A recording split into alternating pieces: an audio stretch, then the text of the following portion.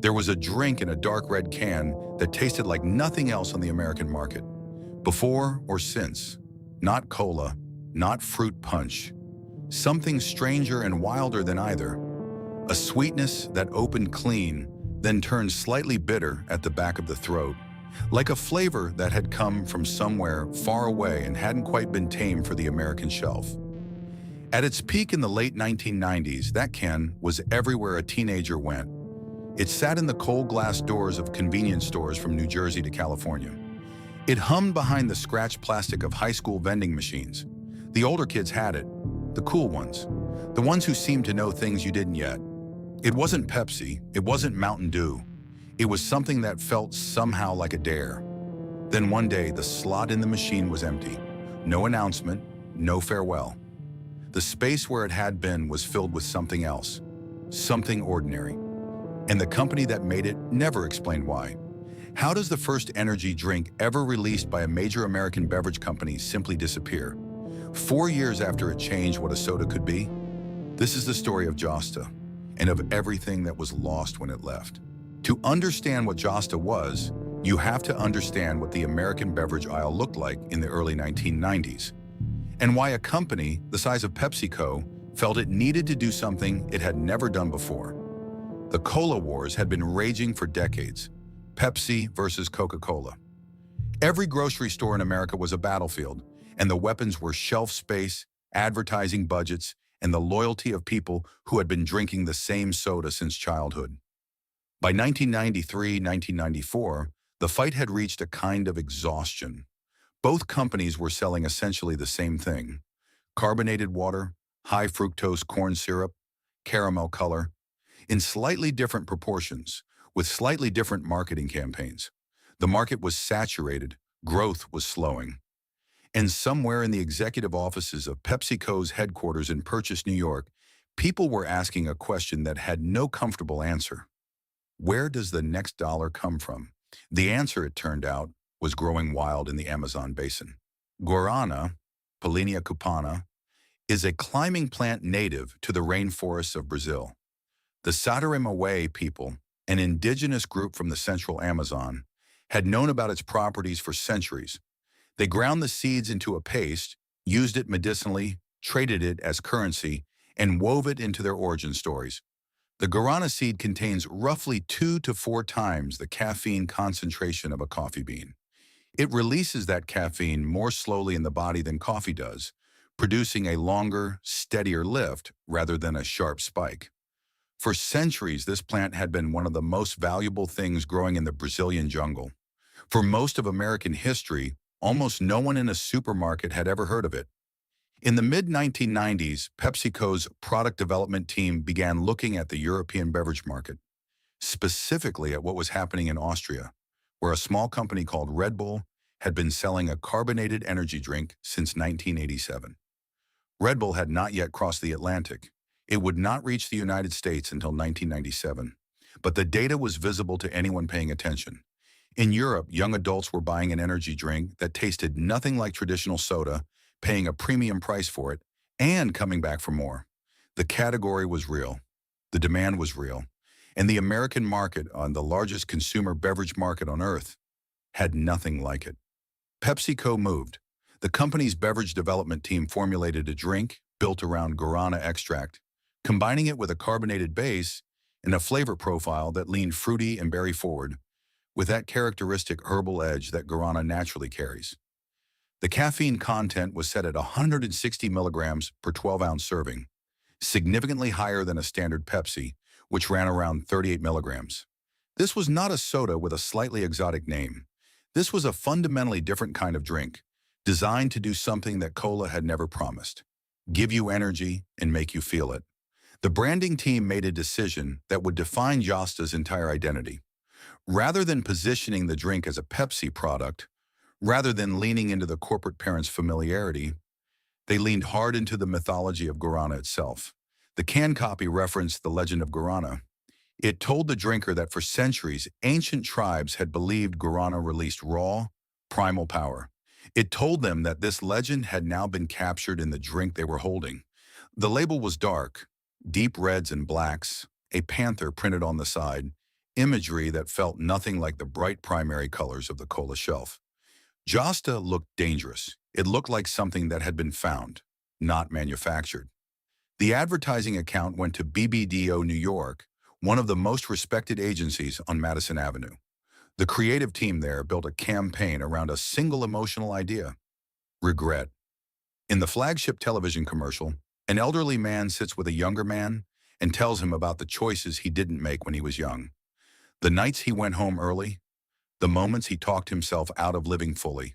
The commercial ends not with a jingle or a mascot, but with a quiet devastation. Coulda, woulda, shoulda. Then the tagline landed: better do the good stuff now. It was an unusual piece of advertising for a soda. There was no beach party, no athlete, no cartoon character, just an old man's regret and a dark can of something that promised, implicitly, to be the thing you reached for when you decided to stop holding back. PepsiCo launched Josta in test markets on the East Coast in July 1995. The target demographic was 18 to 24, old enough to buy their own drinks, young enough to still be forming their habits. The initial rollout was intentionally limited. The company wanted to watch, to measure, to see whether Americans who had been drinking the same 2 or 3 sodas their entire lives were ready for something that tasted like the Amazon rainforest. What they found in those first months was a drink that didn't move like a typical soda launch. It didn't have the broad, immediate mass appeal of a Mountain Dew flavor extension. Instead, Josta found something rarer and, in the long run, more fragile. It found devotees, people who tried it once and immediately told someone else, people who rearranged their convenience store route to make sure they passed a machine that carried it, people who in 1997, before social media existed to amplify such things, typed on bulletin board systems to tell their friends that they absolutely had to try this drink because nothing else was like it. That word of mouth had a texture that pure marketing can't buy. Josta wasn't a drink people liked, it was a drink people claimed. And in July 1997, PepsiCo looked at what the East Coast test had produced and made the decision to take Josta national. By the time Josta went national in the summer of 1997, something unusual was already happening around it. The drink had been in East Coast test markets for 2 years, and in that time it had built the kind of following that marketing departments dream about and almost never produce on purpose. These weren't casual consumers. These were people who had reorganized their daily routines around a 12-ounce can. Jim S. had his first Josta on New Year's Day, 1997, at a small convenience store in New Jersey. He liked it so much that he went back the following week and made an arrangement with the store owner. An extra case, set aside every few weeks, just for him. He was 20 years old. He logged on to an online bulletin board system that same month and typed to his friends, "Dude, I got the most kick-ass soda today. This soda has guarana in it. It seriously has a Vicks Robitussin flavor and it kicks ass." That description, Vicks Robitussin kick-ass, is not a marketing line. Nobody at BBDO New York wrote that. That came from a real person tasting something genuinely new and reaching for the only comparisons his vocabulary had available. The flavor was that specific, that unrepeatable. That specificity was the whole thing. Josta didn't taste like a version of something familiar. It tasted like itself. The base was carbonated, darker than a standard soda, with a richer body than cola. The guarana extract gave it a bitterness that moved through the sweetness rather than competing with it. Not harsh, not medicinal in any unpleasant way, but present, grounding. The berry notes in the formulation softened the herbal edge just enough that the drink felt approachable, but not so much that it lost its strangeness. You could taste that this had come from somewhere. The Amazon wasn't just a marketing claim on the side of the can. You could actually taste the distance. The can itself was part of the experience. In a cooler full of bright reds and greens and yellows, the primary color shouting of the cola aisle, a Josta can was something else entirely. Dark red bleeding into black, the panther on the label, the dense mythology-heavy copy about the legend of guarana and the ancient tribes who had understood its power long before any American corporation had thought to bottle it. Picking up a Josta felt different from picking up a Pepsi. It felt like a small act of choosing something that not everyone knew about yet. That feeling of being slightly ahead of the ordinary was exactly what the drink's 18 to 24 demographic had been waiting for without knowing they were waiting for it. In the high schools and colleges of the late 1990s, Josta occupied a specific social position that had nothing to do with PepsiCo's distribution strategy. It was the drink the older kids had, the cool ones, the ones who moved through the world with a confidence that felt earned rather than performed. One writer later recalled seeing Josta for the first time in 1997, on a school bus in the hands of a tall, older student who carried himself like someone who had already figured things out, who shuffled magic cards and answered questions about the drink with two words: power of Wu-Tang. The younger kid on that bus had no idea yet who the Wu-Tang Clan were, but he knew that whatever was in that dark can was something he needed to find. That's the currency Josta traded in during its peak years. Not mass familiarity, not the everyone knows it ubiquity of Coca-Cola. Something more specific and more potent, the feeling of discovery, of being handed a secret, of standing at a vending machine in a school hallway, feeding in your quarters, and pulling out something that the kid next to you had never heard of. The vending machine was, in many ways, Josta's natural habitat. This was a drink that found its people in convenience stores at 11 at night, in the machines outside laundromats, in the corner stores of small New Jersey towns and the gas stations of suburban Ohio. It wasn't a sit-down experience. It wasn't a meal. It was something you grabbed when you were on your way somewhere, when the night was still unwritten and the guarana was going to help you stay in it longer than you otherwise would have. Better do the good stuff now. That tagline wasn't abstract philosophy when you were 19 years old and the weekend was just starting. It was a direct instruction. The BBDO television campaign ran during programming that targeted exactly this demographic.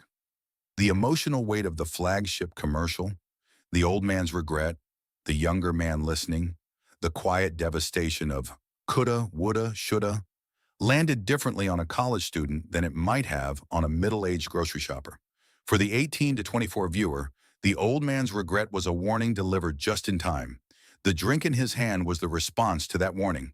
It was a remarkably sophisticated piece of advertising for a product that cost less than $2. By 1997 and into 1998, Josta had achieved something that almost no new beverage product achieves. It had become, within its niche, a cultural constant. Not for everyone, not even for most people, but for its people, the ones who had found it in those East Coast test markets, the ones who had spread the word on bulletin board systems, the ones who had arranged private stashes with convenience store owners. Josta was simply part of the fabric of the week. It was the thing in the machine at the end of the school day. The thing you split with a friend on a Friday night. The thing that tasted like the decade felt. A little wild, a little dark, slightly ahead of where everything else was going. What did it mean to find it in the cooler on a Tuesday afternoon, after a long shift or a long class, and feel that dark and cold in your hand? It meant exactly what the label said it meant. It meant you were doing the good stuff now. And the shelf where it lived, that one slot in the machine, that one row in the cooler, felt in those years like it would always be there. It wouldn't. When PepsiCo made the decision to take Josta national in July 1997, the mechanics of that expansion were, on paper, straightforward. PepsiCo already owned one of the most powerful beverage distribution networks in the United States. The same trucks that move Pepsi-Cola, Mountain Dew, and Slice into every supermarket, every convenience store, every vending machine route in the country could carry Josta alongside them. There was no need to build a new infrastructure. The shelf space negotiations, the bottler relationships, the regional sales teams, all of it already existed. For a smaller company, taking a new energy drink national would have required years and millions of dollars in logistics. For PepsiCo, it was closer to flipping a switch. That ease of expansion was both Josta's greatest advantage and quietly one of the conditions that would eventually work against it. The national rollout placed Josta into the existing PepsiCo retail framework, which meant it landed not in a specialized section of the store, not in an emerging energy drink category that didn't yet have its own dedicated shelf space, but in the standard carbonated beverage aisle. It sat among the 2-liter bottles of Pepsi and the 12 packs of Mountain Dew and the rows of diet sodas in silver and pale blue cans. The placement made sense from a logistics standpoint. From a consumer standpoint, it created a quiet identity problem. Josta was not a soda. It had been conceived, formulated, and marketed as something categorically different from soda. But in the store, it lived where the sodas lived. A shopper who had never heard of it would walk past it without a second look, because nothing about the shelf context told them this was different. The dark can was distinctive, but surrounded by the noise of the cola aisle, distinctive wasn't always enough. The vending machine channel told a different story. In the machines, particularly in high schools, colleges, and workplaces, Josta had a dedicated slot, a captive audience, and the advantage of scarcity. When a machine carried Josta alongside Pepsi and Mountain Dew, the contrast was visible and immediate. The dark can stood out against its neighbors in a way that the supermarket shelf, with its visual clutter of hundreds of products, didn't always allow. The vending machine was where Josta's identity was clearest, where its mythology felt most intact, and where its word-of-mouth reputation had the most room to work. Someone tried it because a friend described it. Someone else saw a stranger pull one from the machine and asked what it was.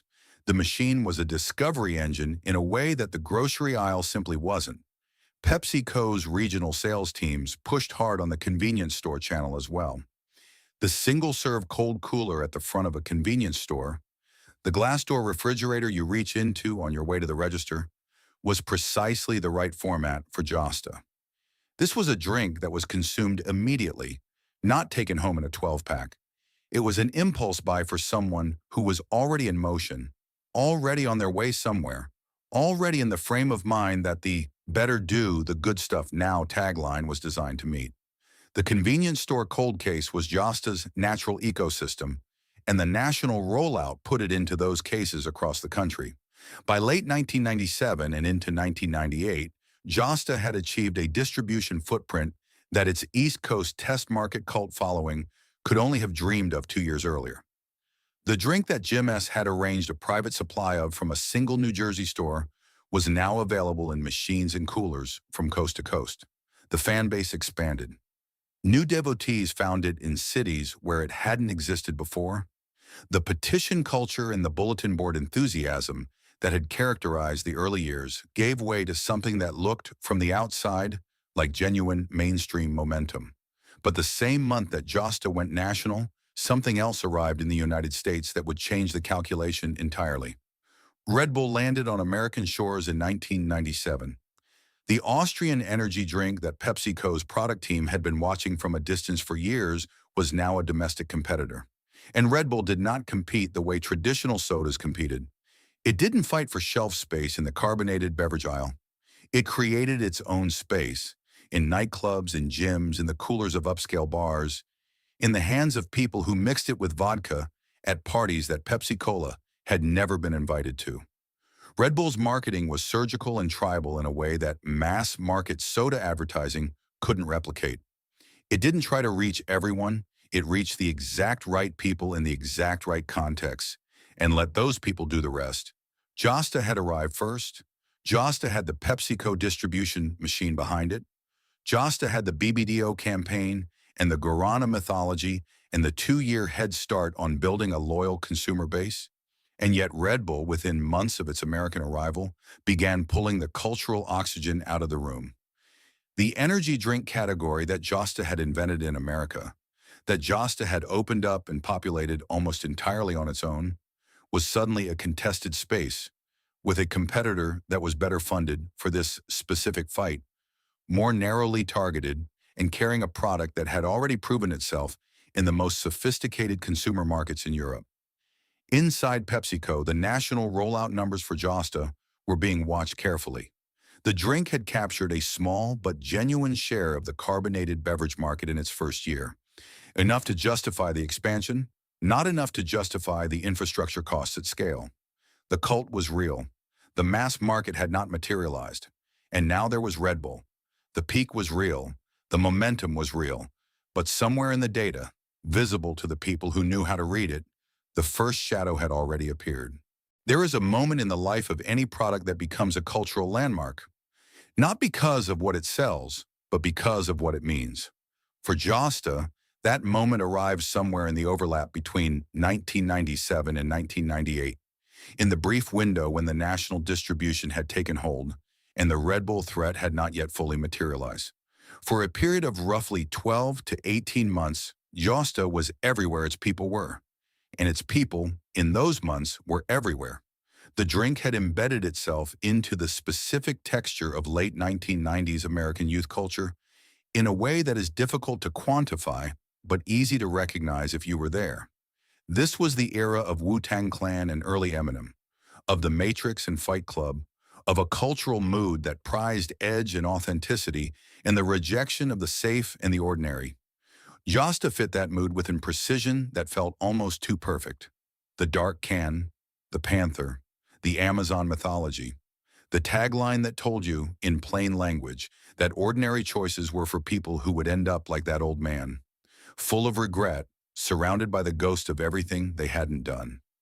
In a decade that was saturated with irony and self-consciousness, Josta managed to be sincere. It meant what it said, and the people who drank it meant it too. The television campaign continued to run during this peak period, reaching the 18 to 24 demographic through the programming they actually watched. The flagship commercial, the elderly man, the younger man, the weight of unlived experience, had by this point become something that its target audience recognized and quoted. "Better do the good stuff now" was not just a tagline, it was a shorthand. A philosophy compressed into 6 words that fit the decade's particular hunger for intensity and presence. You heard it in the commercial, and then you heard people say it to each other, and the drink became the physical object that the phrase pointed toward. In the convenience store cold case, Josta had claimed its territory. Regular customers developed rituals around it. The specific machine on the walk home from school, the specific store where the owner kept it properly cold, the specific friend you always split one with on Friday afternoons. These rituals are the deepest form of brand loyalty that exists, deeper than any survey could measure. A person who has a ritual around a product doesn't think of themselves as a loyal customer. Well, they think of themselves as someone who has a thing they do. Josta had become, for its core consumers, one of those things. The fan community that had begun forming in the East Coast test markets grew and formalized during the national rollout years. Online spaces, bulletin boards, early chat rooms, the primitive social infrastructure of the pre-social media internet carried conversations about Josta with an intensity that was genuinely unusual for a beverage product. People traded information about which stores carried it, which vending machine routes had it, how to get it if you lived somewhere the distribution hadn't reached. The fact that in 1997, the same year Josta went national, Red Bull arrived in the United States. That timing was not lost on anyone inside PepsiCo who was watching the energy drink numbers. Josta had spent 2 years building a cult following on the East Coast, had just received the full weight of PepsiCo's national distribution machine, and was beginning to show the kind of momentum that justified the investment. And then, almost immediately, the category it had invented was reframed by a competitor that had spent a decade perfecting its approach in the most demanding consumer markets in Europe. Red Bull did not look like Josta. It did not taste like Josta. It did not market itself like Josta. Where Josta leaned into Amazon mythology and cinematic regret, Red Bull leaned into a spare, almost clinical simplicity. A slim silver and blue can, a clean logo, a price point that positioned it as a premium product rather than a soda alternative. Where Josta lived in vending machines and convenience store coolers alongside Mountain Dew, Red Bull placed itself in nightclubs, in gyms, behind the bars of upscale venues, in the hands of people who were already understood to be setting the cultural agenda. Red Bull wasn't trying to be discovered in a high school vending machine. It was trying to be the drink that defined what a certain kind of adult chose when they wanted to signal that they took their energy seriously. The contrast exposed something about Josta that had been present from the beginning, but had never quite been resolved. Josta had been created by a mass-market soda company and distributed through a mass-market soda infrastructure. But it had always been, at its core, a niche product. Its flavor was too unusual, its guarana bitterness too specific, its identity too particular to ever achieve the broad democratic appeal of Pepsi-Cola or Mountain Dew. The cult following was real and passionate, but it had a ceiling. And as Red Bull began pulling the most trend-forward consumers, the ones who set the agenda for everyone else, toward a different vision of what an energy drink could be, Josta found itself caught between two worlds it couldn't fully inhabit. It was too strange for the mass-market soda drinker. It was too corporate, too aisle-adjacent, for the consumer Red Bull was courting. How long can a product live in the space between two categories before the market forces it to choose, or chooses for it? Inside the convenience stores and supermarkets where Josta lived, another pressure was building that had nothing to do with Red Bull. The late 1990s were the years when the American beverage aisle began its first serious fragmentation. Snapple had proven that tea-based drinks could command shelf space and consumer loyalty that cola companies had assumed was theirs by right. Arizona iced tea was selling enormous cans at a price point that undercut everything around it. South Beach Beverage Company, was launching herbal-infused drinks with exotic ingredients and aggressive grassroots marketing. Nantucket Nectar's, Fruitopia. The aisle was filling up with alternatives that spoke to the same consumer desire for something different, something that felt more authentic than cola, something with an origin story. Each of those competitors was fighting for the same shelf real estate that Josta occupied. And shelf real estate, in a grocery store or a convenience cooler, is a zero-sum game. Every new product that a retailer agrees to carry means a facing, a slot, a row, a piece of cold case door that has to come from somewhere. The buyers at the major chains were looking at their beverage sets and making decisions. What stays? What goes? What gets reduced from 4 facings to 2? Josta, which had never broken through to the mass market numbers that would have made it untouchable, was vulnerable to exactly this kind of quiet repositioning. The store managers noticed before the consumers did. A buyer at a regional chain would cut Josta from 4 facings to 2, and the product would become harder to find. Pushed toward the edge of the cooler, sharing a door with slower-moving items, less visible to the casual browser who might have picked it up on impulse. The devoted consumer would still find it. But the discovery engine that had powered Josta's word-of-mouth growth, the stranger who saw it in the machine and asked what it was, the person who grabbed it on impulse because it was right there at eye level, that engine required visibility. As the facing shrank, the visibility shrank with them. And as the visibility shrank, the new converts stopped arriving. The people who loved Josta didn't notice at first that the numbers were moving in the wrong direction. They still had their machine, their store, their ritual. Jim Esson still had his arrangement with the New Jersey convenience store owner. The bulletin board conversations were still active, still enthusiastic, still generating the kind of passionate consumer testimony that a brand manager would have traded almost anything for. From inside the cult, everything felt stable, but stability inside a cult is not the same as health in the broader market.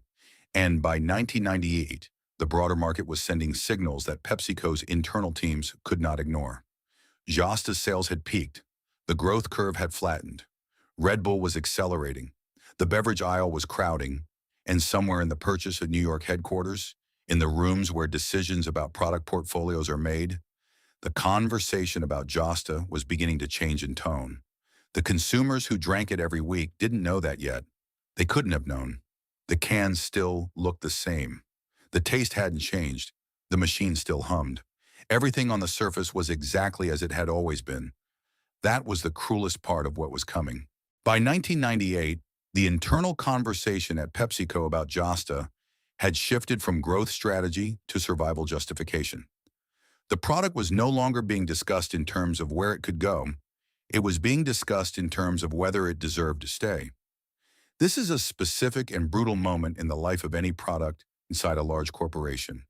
It is the moment when the people who championed the product, the developers who formulated it, the marketers who built its mythology, the regional sales reps who had spent 2 years convincing convenience store owners to give it a slot in the cold case, find themselves defending something that the financial models have already written off. The arguments they make are accurate. The loyalty data is real. The fan passion is genuine. None of it is in the language that the decision makers are speaking, which is the language of portfolio return, of overhead allocation, of whether the resources consumed by a niche product could generate better results somewhere else in the company's lineup. PepsiCo in the late 1990s was not a company in crisis. It was a company managing an enormous portfolio of beverage and snack brands. Pepsi Cola, Mountain Dew, Lipton Iced Tea, Aquafina, Tropicana, Gatorade, each of which required capital, attention, distribution support, and marketing investment. The question was never whether Josta was beloved. The question was whether beloved in the context of a corporation that size was enough. And the answer, as 1998 moved toward 1999, was becoming clear. The operating costs associated with maintaining Josta's national distribution had grown disproportionate to its revenue contribution. Reports from the period indicate that Josta's annual operating expenses had expanded significantly beyond what the brand's modest market share could justify. The drink had captured approximately 0.5% of the overall carbonated beverage market in its first year of national distribution. A number that sounds small but represented real volume in a category that large. The problem was that it hadn't grown from there. In a corporation that measures success in growth rather than stability, flat is a form of failure, and Josta's numbers were flat while the costs of supporting it were not. The Red Bull factor was now impossible to dismiss. By 1998, Red Bull had established itself in American markets with a speed and cultural authority that surprised even its own projections. The energy drink category, the category Josta had created in America, was being claimed by a competitor that Josta could not outmaneuver using PepsiCo's existing tools. Red Bull didn't need supermarket shelf space in the traditional sense. It didn't need vending machine routes. It seeded itself through channels that PepsiCo's mass market infrastructure wasn't built to access. The nightclub cooler, the gym front desk, the boutique convenience store in a college neighborhood. Every percentage point of market share that Red Bull captured in the energy drink category was a percentage point that would never belong to Josta. What made the internal situation at PepsiCo particularly damaging for Josta was not any single decision. It was the accumulation of small decisions that each made individual sense and collectively spelled the end. Marketing budgets were trimmed, then trimmed again. The BBDO campaign that had given Josta its emotional identity, the old man, the regret, the better do the good stuff now, stopped generating new creative. The commercials that had run during peak distribution continued to air in rotation, but the investment in fresh storytelling, in keeping the brand culturally alive and relevant, was quietly reduced. For a product whose entire identity rested on feeling current and ahead of the curve, losing the investment in its own narrative was not a minor adjustment. It was a slow amputation. The sales team felt it in the field. When you're a regional rep for a beverage brand and the marketing support dries up, the conversations with store buyers get harder. A buyer who is managing limited cold case space and facing pressure from every direction, from Red Bull, from SoBe, from the growing parade of alternative beverages demanding placement, needs a reason to hold a product's facings. Marketing investment is that reason. Television presence, point-of-sale materials, promotional programs, these are the tools that tell a buyer. This brand is fighting for its space. Its manufacturer believes in it. Consumers are being reminded it exists. When those tools go quiet, the buyer notices. And when the buyer notices, the facings start to go. By 1999, the decision had been made. PepsiCo announced internally that Josta would be discontinued. The official reason given was a change in corporate strategy. The company was refocusing its energy drink ambitions rather than continuing to compete with a product that had not achieved mass market penetration. There was no press conference, no farewell campaign, no acknowledgement in any public-facing communication of what was being lost or why. The people who had built Josta, the developers who had formulated the Guarana blend, the creatives at BBDO who had written the old man's regret into American advertising history, the sales reps who had fought for every vending machine slot and every cold case facing across the country, learned about the discontinuation the way employees at large corporations usually learn about these things through internal channels in the language of portfolio optimization and resource reallocation, in the particular corporate vocabulary that transforms the death of something real into the neutral management of assets. And the consumers, the ones with their rituals, their private supply arrangements, their bulletin board testimonials, didn't know yet. The cans were still on the shelves. The machines were still humming. The last production runs were moving through the distribution system, making their way into coolers and onto shelves across the country, indistinguishable from any other shipment. The drink that had told a generation to do the good stuff now was quietly running out of time, and nobody thought to warn them. The disappearance of Josta was not announced. There was no press release, no farewell limited edition, no final run with a commemorative label. PepsiCo did not hold a press conference to explain its reasoning to the people who had been drinking Josta since 1995.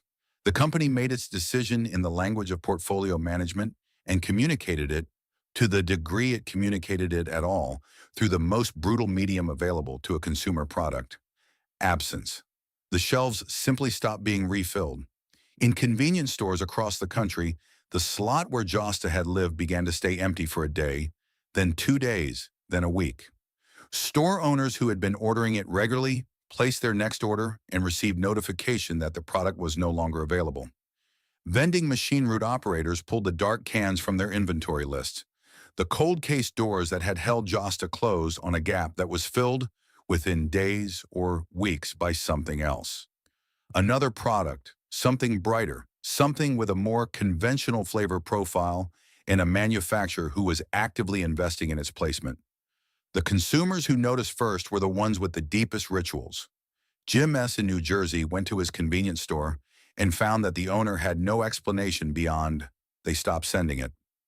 The high school students who had built their after-school routines around a specific vending machine found the slot occupied by something unfamiliar. The college students who had kept Josta in their dormitory mini-fridges went to restock and discovered that the store they always bought it from had sold through its last case and couldn't get more. There was no single day. There was no moment when every can simultaneously disappeared from every shelf in America.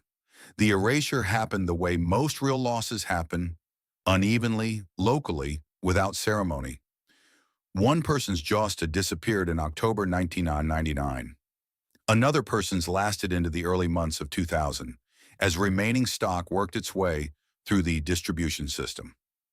The last cases sold through at different rates in different parts of the country, which meant that the loss was experienced as a series of individual shocks, rather than a collective moment of mourning.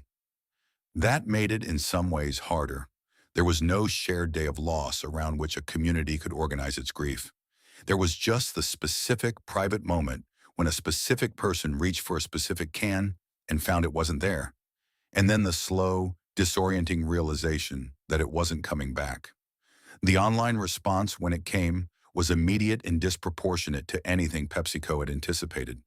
The bulletin boards and early internet chat communities that had carried Josta's word-of-mouth reputation since 1997 became almost overnight a distributed mourning space. People who had never met, who lived in different states and had found Josta through entirely different paths, discovered that they had all lost the same thing at approximately the same time. The shared specificity of the loss, the exact flavor, the exact can, the exact feeling of pulling it cold from a machine, gave the online conversations an intensity that was unusual for a discontinued beverage product. Jason Latona was among those who refused to accept the loss quietly. An IT engineer who had been drinking Josta since the mid-1990s, Latona began organizing almost immediately after the discontinuation. By 2004, he had formalized his efforts into the Save Josta campaign, a sustained, multi-year effort that included petitions, direct outreach to PepsiCo management, websites, and a continuous presence on whatever platform the internet offered for organizing consumer advocacy. The Save Josta.org website became a focal point for the community, a place where people who had been searching "Bring Back Josta" in whatever search engine they were using in 2001 or 2003 or 2006 could find others who remembered the same thing they remembered: The petition gathered approximately 4,000 signatures over the years of its active circulation. In the context of a PepsiCo product portfolio that generated billions of dollars in annual revenue, 4,000 signatures was not a number that moved corporate strategy. Latona knew this. He said so, openly and without bitterness, in interviews years later.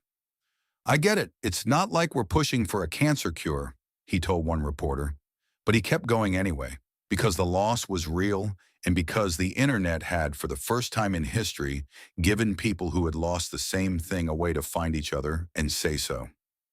The collector market emerged as the loss became permanent. Vintage Josta cans, the dark red and black, the panther, the Guarana mythology printed in dense copy on the side, began appearing on eBay and in online trading communities. By the mid-2000s, a sealed, well-preserved Josta can was no longer just a piece of trash that someone had kept. It was an artifact, evidence that the thing had existed. Prices ranged from $10 for a common example to several $100s for cans in exceptional condition. The people paying those prices were not collectors in the traditional sense. They were not assembling display cases of beverage memorabilia for aesthetic reasons. They were paying for proof, for something physical to hold that confirmed the memory was real. Josta's ghost continued to move through American culture in ways that PepsiCo had not planned and could not control. In 1998, the year before its discontinuation, a Josta advertisement had appeared on signage at Madison Square Garden in the film Godzilla. A permanent record of the drink's existence at the exact moment of its peak, preserved in a Hollywood production that would be watched for decades. In 2021, more than 20 years after the last can left the last shelf, a Josta can appeared as a prop in an episode of the Disney Plus series Loki, placed there deliberately by a production team that understood what the object meant to a specific generation of viewers. Not a generic soda, not a fictional brand. Josta, the specific one, the one that was gone. The appearance in Loki generated a response online that surprised people who hadn't been following the Save Josta community for the preceding 2 decades. Social media posts about the prop went viral within hours. People who had forgotten they remembered Josta suddenly remembered everything. The flavor, the can, the machine, the ritual. Comments flooded in from people in their 40s and 50s describing, in the specific and emotional language of taste memory, exactly what it had been like to drink something that no longer existed. PepsiCo, for its part, had not entirely closed the door. In March 2023, an Ireland-based Pepsi affiliate registered the Josta trademark in the United States, covering both soda and beer categories. No logo was attached to the filing. No product announcement followed. No timeline was offered. The registration sat in the public record, visible to anyone who searched for it, saying nothing and everything simultaneously. Whether it represented a genuine revival plan, a defensive trademark protection, or something else entirely, the company did not say. Jason Latona, who had been campaigning since 2004, noted the registration. He had learned over nearly 20 years of advocacy not to read too much into corporate trademark filings. But he noted it, the community noted it, because 4,000 signatures or 40,000 signatures, the people who remembered Josta had never stopped paying attention.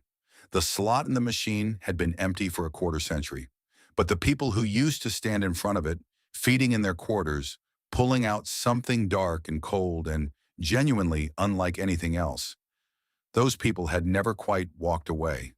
They were still there, still watching the door. When Josta disappeared from American shelves in 1999, it left behind a gap that the beverage industry moved quickly to fill, but never quite managed to close in the way its most devoted consumers needed it to be closed. The space Josta had occupied in the market was real and measurable. The energy drink category it had pioneered was not going away. If anything, the years immediately following Josta's discontinuation proved that PepsiCo had been right about the category and catastrophically wrong about its timing. Red Bull, which had been the competitive pressure that helped accelerate Josta's internal decline, continued its American expansion through 1999 and 2000 with a momentum that validated every instinct the Josta development team had acted on 4 years earlier. By 2002, Red Bull was generating over $200 million in annual American revenue. By 2003, Monster Energy had launched and begun its own ascent. By the mid-2000s, the energy drink category that Josta had opened in America was one of the fastest-growing segments in the entire beverage industry. PepsiCo watched this happen and responded. In 2001, the company launched AMP Energy, an energy drink built on the Mountain Dew platform, with guarana as one of its listed ingredients. AMP was everything Josta had not been allowed to become: heavily marketed, aggressively distributed, backed by the full promotional weight of the Mountain Dew brand identity. It found its audience in the extreme sports and gaming demographics that Monster and Red Bull were also targeting. It survived. It grew. It is still sold today. The irony was not lost on the people who had loved Josta. PepsiCo had discontinued the drink that invented the American energy drink category, watched a competitor validate that category beyond anyone's projections, and then re-entered the space 2 years later with a different product. The company had been right about guarana, right about caffeine-forward beverages, right about the consumer appetite for something that wasn't cola. It had simply decided at the critical moment that Josta specifically was not the vehicle for those insights, and had handed the category to Red Bull in the process. What replaced Josta on the shelves where it had lived was not any single product, but a gradual proliferation that made the original feel, in retrospect, even more singular. The convenience store cold case that had held one slot of Josta in 1998 held by 2005 a full door of energy drinks: Red Bull in multiple sizes, Monster in multiple flavors, Rockstar, Full Throttle, NOS, AMP itself. The category exploded precisely because Josta had proven it could exist. The consumers who had loved Josta were now confronted with an abundance of alternatives, none of which tasted like the thing they had lost. They tried them methodically. Jim S. and his friends sampled every new energy drink that hit the market after 1999, looking for something that approximated the guarana berry herbal specificity of the original. They found drinks that were stronger, sweeter, more aggressively caffeinated. They did not find Josta. The recipe preservation community that formed around Josta was informal but persistent. Online forums accumulated threads of amateur reverse engineering attempts, people who had chemistry backgrounds or culinary experience trying to isolate the flavor components from memory and from the ingredient list that appeared on surviving cans. Guarana extract was the foundation, but guarana extract alone did not produce the Josta flavor. The specific combination of berry notes, the carbonation level, the precise balance between sweetness and the herbal bitterness, these were proprietary, and the people trying to recreate them were working from memory and from cans that had been empty for years. Some attempts came close enough to generate excited responses in the forums. None came close enough to satisfy. The closest widely available approximation that the community consistently identified was Guaraná Antarctica, a Brazilian soda made by InBev that uses guarana as its primary flavoring and has been sold in Brazil since 1921. In Brazilian supermarkets and in American stores serving Brazilian immigrant communities, Guaraná Antarctica offered something that shared a genetic relationship with the Josta flavor profile. The same Amazonian plant, the same earthy sweetness, a similar herbal undertone. It was not Josta, but it was, for many former Josta drinkers, the closest thing available without a time machine. The community pointed newcomers toward it carefully and honestly. This is not the same thing, but if you want to understand what the guarana flavor actually is, this will show you something true. The Save Josta campaign that Jason Latona had maintained since 2004 continued to operate through the social media era, finding new audiences on Facebook and later on platforms that hadn't existed when the drink was discontinued. The Facebook page accumulated roughly 2,500 followers, a modest number by the metrics of the attention economy, but a number that represented people who had sought out a page dedicated to a discontinued beverage from 1999 and chosen to follow it. These were not casual nostalgics. These were people who remembered something specific and had decided that the memory was worth maintaining in an organized way. The trademark registration filed by PepsiCo's Irish affiliate in March 2023 gave the community its most concrete reason for hope in 2 decades. A trademark registration is not a product launch. It is not a promise. But it is an active corporate decision. Someone at a company the size of PepsiCo made a deliberate choice to spend money and legal resources protecting the Yosta name in the American market, covering both soda and beer categories, at a moment when the nostalgia economy was stronger than it had ever been. Surge, Coca-Cola's 1990s citrus soda, had been revived through Amazon in 2014 after a fan campaign, then returned to broader retail. Clearly, Canadian had come back. Crystal Pepsi itself had returned for a limited run in 2016. The machinery for bringing back beloved discontinued products existed and was being used. The Josta trademark sitting active in the United States Patent and Trademark Office meant that when PepsiCo was ready to use that machinery, the name would be waiting. What does it mean when a flavor disappears and a generation spends 25 years trying to find it again? In other drinks, in online forums, in Brazilian import aisles, in a trademark filing from an Irish subsidiary? It means the flavor was real. It means the loss was real. And it means that the people who experienced it understood, even if they couldn't have articulated it at the time, that what they were losing was not replaceable by whatever came next. There was a moment, and anyone who lived it knows exactly the moment, when a dark red can came out of a machine cold, and the sound it made when the tab cracked open was specific and clean, and the first sip hit the back of the throat with something that was sweet and bitter and strange all at once. And for a second, the whole afternoon reorganized itself around that sensation. The hallway outside the machine, the weight of a backpack on one shoulder, the particular light of a late afternoon in 1997 or 1998 falling through a window that doesn't exist anymore in a building that may have been torn down. The taste was the center of all of it. Everything else arranged itself around the taste. That is what sensory memory does. It doesn't store facts. It stores the whole world as it existed in the moment the sensation arrived. The guarana bitterness moving through the sweetness.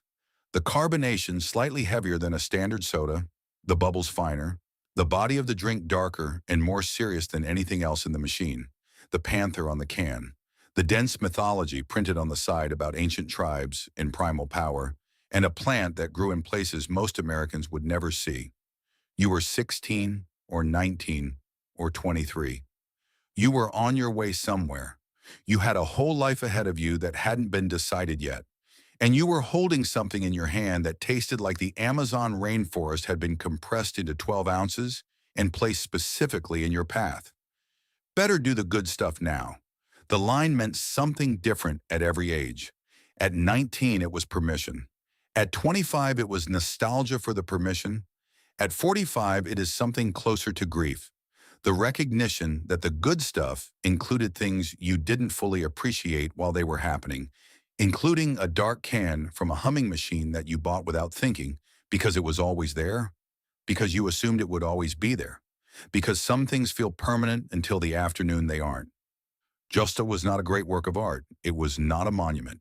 It was a beverage product manufactured by a corporation, formulated by a development team, distributed through a logistics network, and discontinued when the financial model stopped supporting its existence.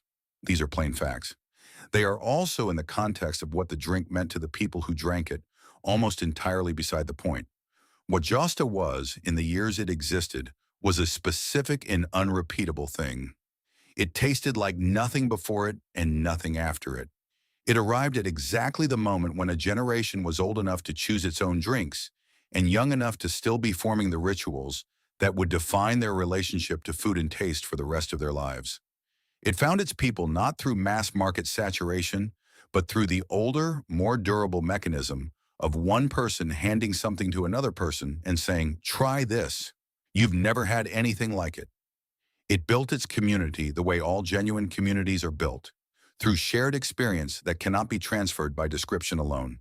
The factory workers who made it, the sales reps who placed it, the route drivers who stocked the machines, the convenience store owners who kept an extra case behind the counter for the customer who always asked for it. These people did something real. They moved a product from a formulation lab in Purchase, New York, into the hands of a teenager on a school bus in New Jersey. And that teenager grew up to spend 20 years trying to explain to people who never tasted it why it mattered. That chain of labor and intention in delivery produced something that outlasted the product itself. It produced a memory with enough weight to carry across decades. The people who loved Yosta are in their 40s and 50s now. They have children who have never tasted it. Some of them have tried to explain it, the flavor, the can, the feeling of discovery, and found that explanation falls short in the way that all taste memories fall short when translated into language. You can say guarana, you can say berry, you can say herbal bitterness and Amazon mythology and dark red can with a panther.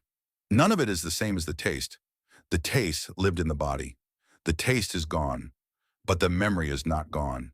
The memory is, if anything, more precise with time. The way important things tend to become more detailed as they recede, as the surrounding noise fades, and what remains is only what mattered. The weight of the can, the specific sound of the tab, the first sip on an afternoon that was going to be a good one. Somewhere tonight, someone is describing the taste of Josta to a person who has never heard of it. They are reaching for words that won't quite do the job. They are saying it was like nothing else.